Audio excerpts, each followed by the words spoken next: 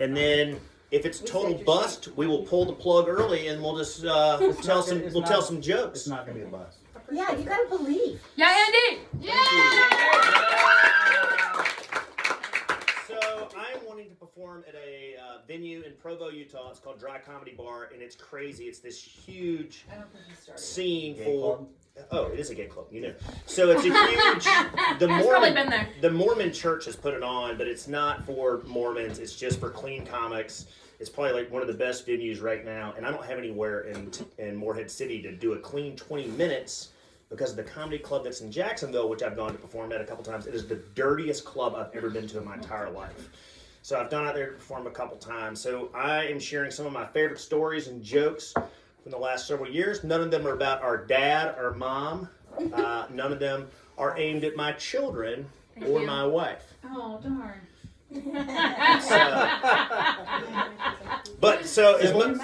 No sibling jokes. I know, I was like, then it's left to us. Well, a fun topic. So y'all can heckle me if you want. No. Margaret Dunn has said no to that. All right, so as most of y'all know, I started off my life wanting to grow up to be a dog, and that's not that funny yet. That's not funny yet. So I started off my life wanting to be a dog, and my sweet mother made me a dog costume that I would wear every day. And if it was dirty, I would sit naked by the washer and dryer and wait for it to get clean. And then my brother had this great idea to make money. He would bring his friends over and have me do tricks for them. And so I would play fetch, I would play dead, whatever needed to be done to help the two of us earn some money.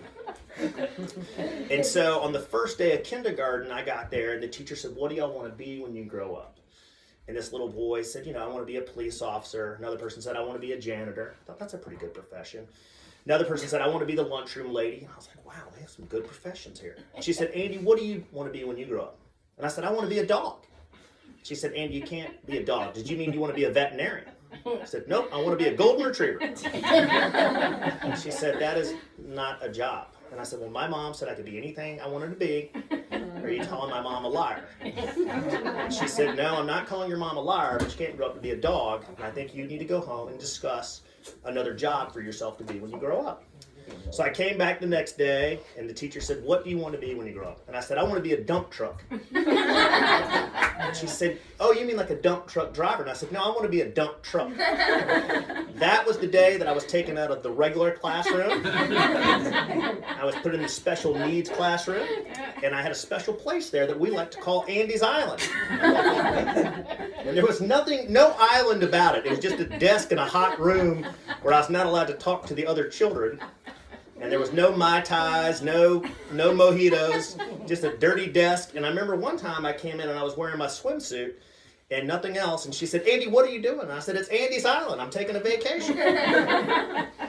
So I spent a lot of years on Andy's Island, and it was not a great time. But it also made me think about, while I was there, I had a time to reflect on my preschool years, which were just about a year before. And I was thinking about the first time I fell in love. And I bet many of y'all remember the first time y'all fell in love.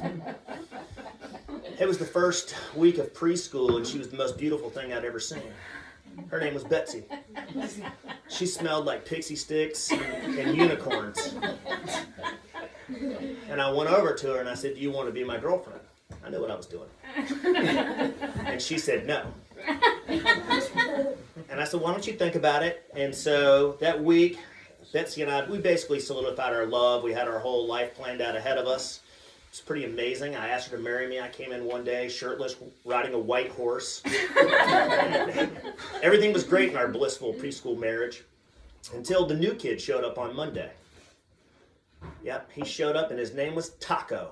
Not even like a 99-cent Supreme taco, just a hard taco shell, no cheese, no sour cream, no guacamole, just a hard shell taco. And Taco said, Betsy's mine. I was like, what did you say, burrito? And he said, my name is Taco and Betsy's mine. And I said, I asked her to be my girlfriend first. She is my girlfriend. So we decided that we were going to race that Friday. We were going to get our big wheels out, and we were going to race around the track, and whoever won would get Betsy's hand in marriage. That Thursday night, parents, teachers from across the globe came and built the largest grandstand the preschool had ever seen. It was amazing. Taco and I got there. We took our nap.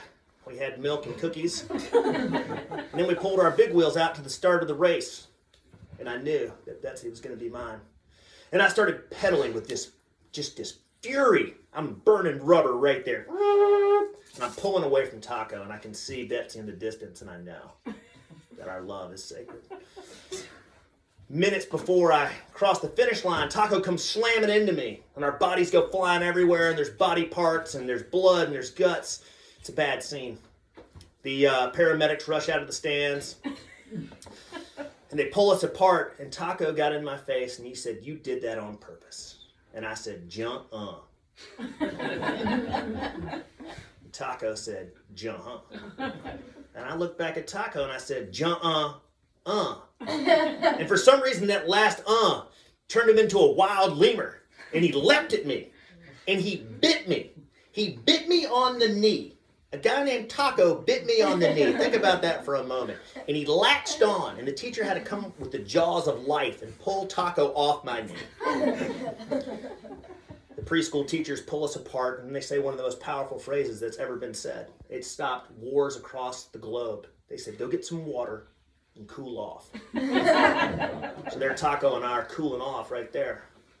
And Betsy walks over and she says, "Are you okay?" And I know that Taco's now lost. She is mine. And I said, "I'm fine." And she said, "I was talking to Burrito." That day I lost Betsy's hand in marriage. They went home and they watched Scooby-Doo. That was our show together. Aww. Yeah, and a lot of people are curious what happened to Betsy. She got what she deserved. She got heartburn. Taco, I heard that he went on to start a famous Mexican restaurant chain that specialized in small bites. As for me, I married somebody that likes Italian food. So people often ask about my children, and I am blessed to have 2 wonderful children, and I can still remember the day Emmy Claire was born. My wife had to have an emergency C-section, and they take her back to the emergency room, and the doctor says, "Whatever you do, do not look on the other side of the curtain." Now, if you guys are ever in this situation, you're about to have a baby, and the doctor says, "Do not look on the other side of the curtain," do not look on the other side of the curtain. I look on the other side of the curtain, and the doctor is fighting with an alien. And he's pulling her, and the alien's trying to pull her into Dodie's body, and it's crazy and scary. And then he pulls the alien loose, and he says, "Do you want to hold your daughter for the first time?" And I said, "Absolutely not." He said, "Would you like to cut the umbilical cord?" And being the good parent I am, I'm like, "Here, hold my peanut M&Ms. And he's like, "You're eating M&Ms in here?" And I was like, "Well, there's a rush." And so anyways, I was like, "Why don't you cut it and I'll go down there and hold her." And so they take Emmy Claire down to the nursery, and this is crazy. I don't even know how this is possible. They take her down to the nursery, and when I walk in there that morning, there's 2 babies in the nursery that day, just 2. So I walk over to Emmy Claire, and I look down at her in her crib. She's got this beautiful black hair and kind of this olive skin, and I just can't even believe that she's my child. And I look down, and I pick her up for the first time, and I said, "I love you so much." About that time, the nurse comes in and basically snap kicks the door right off the frame. "Sir, put that baby down!" I'm holding Emmy Claire and rocking her back and forth, and I was like, "I will not put my daughter down." The nurse says, "Sir, that is not your daughter." It's a little boy named Jose.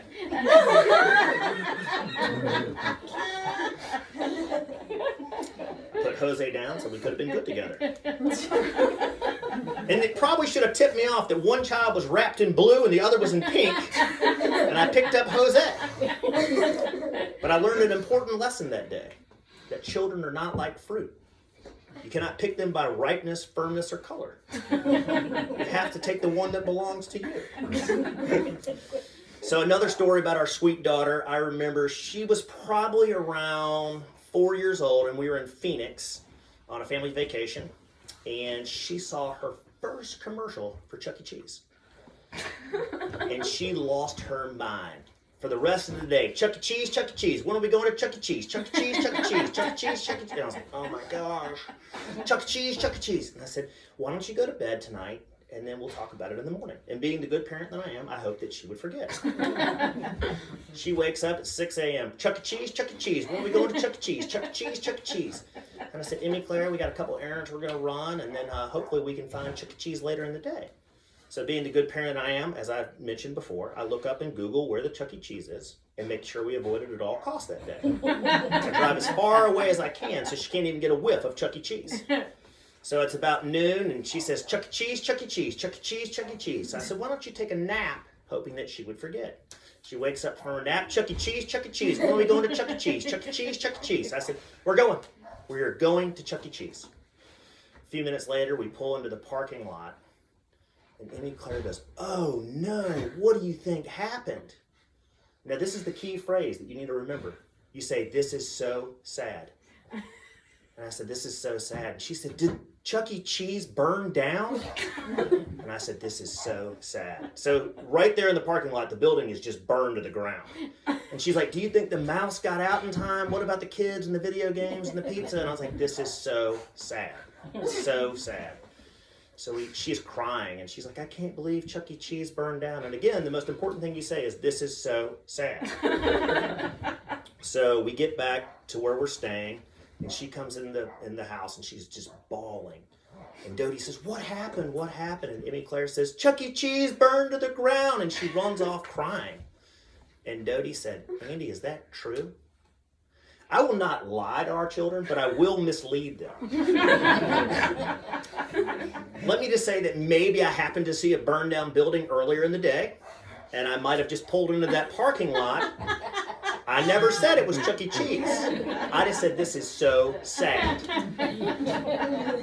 Now, y'all might think this is wrong, but if our daughter wants to go to school like USC, like University of Southern California, that costs maybe $90,000 a year, I will find a very large burned down building. We will drive into the parking lot, and she'll say, did USC burn down? What happened to the Trojans? And we'll say, this is so sad. This is so sad. So I can't tell these stories about our daughter without telling a few about our son. So I can remember our son was what is known as spirited, which when I was a kid, that was better known as bad, dumb, and stupid. And now we have to say that they're spirited and they have opportunities and challenges. Opportunities and challenges. But he was about 2 years old, and he was throwing things all the time at me. And I walked in one night to put him to bed, and he picked up a car and threw it and hit me right in the face. And I said, Crew, don't throw cars at me anymore. And I leave the room. Next thing I know, bam, right in the back of the head. And I said, Crew, I just said don't throw things anymore. I said, no more cars. And he said, that was a truck. I looked down, and you were correct. It was a truck. But when he got to preschool, they told us that Crew had a sensory development disorder, which I don't know what that means. But basically what it meant is he had a hard time keeping his hands to himself. So they said, your son has a sensory development disorder. And I was like, what does that mean? They said he just wants to touch all the other kids. He has a hard time just staying calm, and he gets real excited real easy. And I said, okay, well, what do we do? And they said, well, we just have to put him in situations where he can't get as excited. The next day they called, and they said, we need to talk to you about Crew. And I said, well, what's going on? They said, well, Crew got into a fight today. And he has a sensory, I was like, I know, he has a sensory development disorder. What's the issue? Did he not get him to the ground? Did he lose? I was like, does he need to take MMA lessons? I mean, what's really going on? And they said, well, he punched a kid in the face and hit him 2 times and gave him a bloody nose. And I said, so it seems to me he sensed that he didn't like this kid and punched him in the face. I was like, I don't see what the sensory problem is. Seems like he nailed it. I'm like, Andy, I don't think you understand. This is a real problem. And I will say this, our son has grown up to be a very sweet child. He's outgrown his sensory development disorder. But the reality is I feel like I did not set him up for success in life because I wanted to name him Velociraptor. And the reason why is if you name your child something like Velociraptor, the mother of the child would say, well, what happened today? And if you said, I got beat up by a Velociraptor, the mother's going to say, well, you got what you deserved. That's what you get for messing with Velociraptor. But if you said, oh, I got beat up by Kenny, it's like, well, what did Kenny do? But they wouldn't say that about Velociraptor. I also thought about naming him the People's Champion. And the reason is imagine this. Hey, Steve, you got an F on that paper. But if you said, Steve, or if you said Velociraptor, or if you said the People's Champ got an F, you're always going to feel good about yourself. So keep that in mind if you want to name your child something. I recommend Velociraptor, People's Champion. Those are really solid names for a child. Let's see. This is one of our favorite family stories, and I don't even know how this is possible. I don't know if y'all remember this the last time it happened, but when your cell phone wasn't working, and you're like, what is going on? Something's wrong with T-Mobile or Verizon, but it happens so rarely that sometimes the networks get flooded. And we were in Boston to go see a Red Sox game. And so we get in the car, and we're driving to Fenway Park, and I'm like, my phone's not working. What do I do? And this is like, now we don't know how to read maps anymore. No one knows how to read a map anymore. If you don't know how to use your Google, you can't get anywhere. So I decided I'm going to pull into a gas station and ask the guy how to get to Fenway Park. So I walk in and I said, hey man, I'm kind of embarrassed. My phone's not working and I'm trying to get to Fenway Park. I know I'm really close. He says, all right, here's what you want to do here. You want to go down about 1.5 miles. You want to make a left on Whams. Like, excuse me, what did you say? He's like, you want to go down and make a left on Whams. I said, Whams? And the guy said, Whams. And I said, Whams? He said, Whams. I hopped back in the car and my wife was like, well, what did he say? I was like, I think we're making a left on Whams. And she's like, Whams? And I'm like, Whams. So we drive down, it's a couple miles. I see no Whams. We pull into another gas station. And I'm like, hey man, I was trying to make a left on Whams to get to Fenway Park. And the guy goes, here's what you want to do here. You want to go back that way about 1.5 miles, and then you want to make a right on Whams. And I'm like, there is no Whams. He said, there's Whams. You want to make a right on Whams. So I finally said, how do you spell Whams? He said, Williams,